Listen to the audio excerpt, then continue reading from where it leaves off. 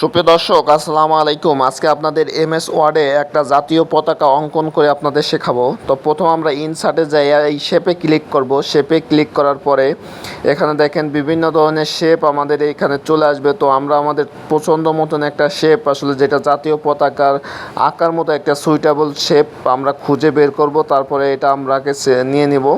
তো আমরা এখানে পেয়ে গেছি আমাদের এই শেপটা নিয়ে সিলেক্ট করার পরে এখানে আমরা মাউসের টা চেপে ধরে আসলে ছেড়ে দিব, কত দূর আমরা নিব আমাদের সুবিধা মতো নিয়ে নিব।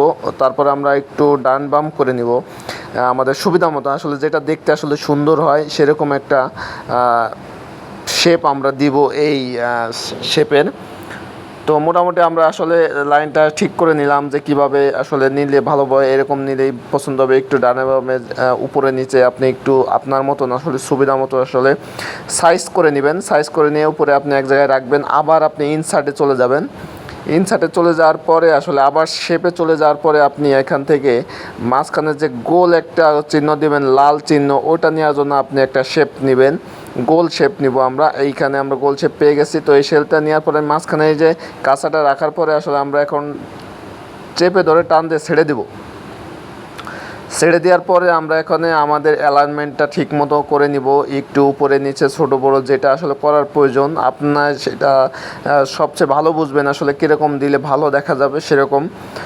তারপরে আসলে আমরা এইখান থেকে একটু সাইজ করে নিলাম, উপরে একটু সেন্টারে নেওয়ার চেষ্টা করবেন। এটা আনুমানিকভাবে যেটা সেন্টার হয় সেইখানে সেন্টারটা নিয়ে নেবেন। এটাকে সেন্টার নেওয়ার পরে আসলে আমরা একটু সাইজটা রিসাইজ করে নিব।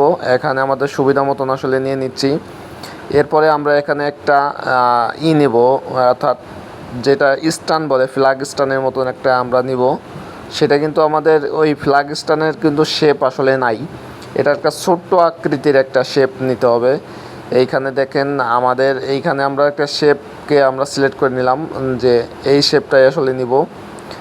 এই শেপটা নেওয়ার পরে আসলে আমরা ছোট্ট করে আসলে আড়াআড়িভাবে টানতে নিচের দিক টান দিয়ে চলে যাব, যাতে একটা ফ্ল্যাগ স্টানের মতন আসলে হয়। এখানে দেখেন এই শেপটাকে আমরা একটু উপরে দিয়ে তারপরে ফ্ল্যাগ স্টানের মতন আমরা এখানে আসলে স্টান বানাবো। তো স্টানটা আমরা হয়ে গেছে। তো এইখান থেকে আমরা আসলে কালার দেব। কালারে দেওয়ার পরে আমরা এখানে ফরম্যাটে চলে যাব। ফরম্যাটে যাওয়ার পর দেখেন শেপ ফিলের জায়গা আমরা এখন দিয়ে দেব রেড কালারটা। আসলে শেপ ফিলের জায়গা দিয়ে আমরা আসলে গোল চিহ্নটা ওখানে রেড কালারটা আসলে দিয়ে দিব। তারপরে আমরা আবার ফরম্যাটে যাওয়ার পরে শেপ ফিলে আবার যাব। এরপরে আমরা দিয়ে দিব সবুজ চিহ্নটা, আসলে সবুজ কালারটা দিয়ে দিব।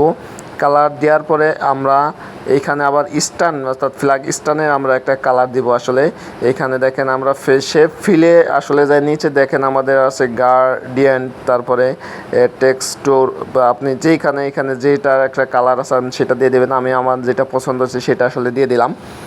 এখন আমরা এইগুলোকে ধরে আমরা এখন একটা গ্রুপ করে দিব। আমরা এটাকে একটু বড় করে দিচ্ছি, আসলে আমাদের সুবিধা মতো একটু মনে হচ্ছে একটু বড় দিলে ভালো হবে। তো একটু বড় করে দিচ্ছি, আপনারা দেখতে পাচ্ছেন। আপনারা আপনাদের সুবিধা মতো আসলে আপনারা বুঝতে পারবেন যে জিনিসটা কোথায় দিলে বা কোথায় নিলে ভালো হবে, সেই মোতাবেক আসলে আপনারা নেবেন।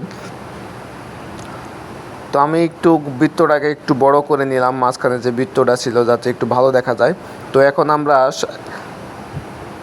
কন্ট্রোল চাপার পরে আসলে সব কটারে আমরা সিলেক্ট করে নেব। সিলেক্ট করে নেওয়ার পরে মাউসের রাইট বাটন প্রেস করার পরে দেখেন উপরে লেখা আছে গ্রুপ। এই গ্রুপে চাপ দেওয়ার পরে আমরা ওই তিনটাকে আসলে গ্রুপ করে দিব, অর্থাৎ তিনটা এখন এক হয়ে যাবে। এত সময় তিনটা শেপ ছিল, এখন কিন্তু পুরো একটা শেপ হয়ে গেছে।